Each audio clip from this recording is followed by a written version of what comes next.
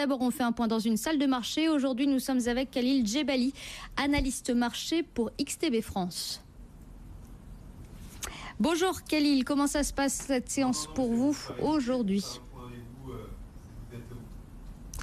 Bonjour Pauline, alors effectivement on constate que le CAC 40 est à l'équilibre après 3 jours de baisse, une baisse de 2,5% sur 3 jours, c'est quand même assez significatif.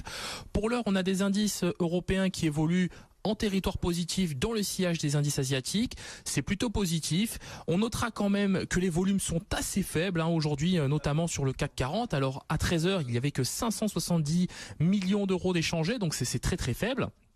Sur le marché des changes, on s'intéresse bien évidemment à la paire euro-dollar. On a assisté ces derniers jours à un fort rebond du dollar face à l'euro. Alors on le sait, c'est bien évidemment consécutif au discours de Mario Draghi de jeudi dernier.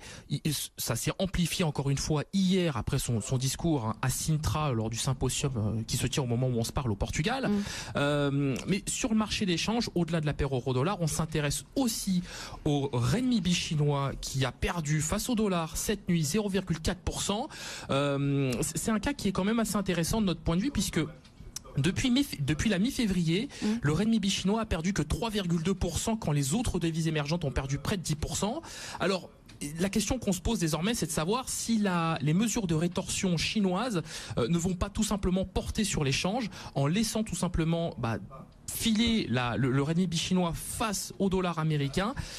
On pense évidemment chez XTB que c'est une hypothèse qu'il est possible que la Chine utilise l'arme d'échange pour, entre guillemets, se venger des nouvelles sanctions commerciales américaines et surtout les sanctions commerciales ou plutôt les tarifs douaniers que Donald Trump projette de mettre en place contre les importations chinoises. Début des sanctions prévues pour le 6 juillet prochain. Khalil, du côté des valeurs, qu'est-ce que vous regardez aujourd'hui ? Alors on regarde surtout les valeurs cycliques, on s'intéresse notamment au secteur bancaire.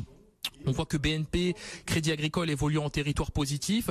On constate que Société Générale a quand même pas mal de retard. Alors Société Générale, c'est un cas un petit peu particulier qui perd pas mal de terrain déjà depuis plusieurs jours maintenant, depuis la semaine dernière, puisque lundi dernier on avait ouvert en gap aussi sur le niveau des 38,40 et depuis on n'a pas arrêté de baisser sur ce titre-là.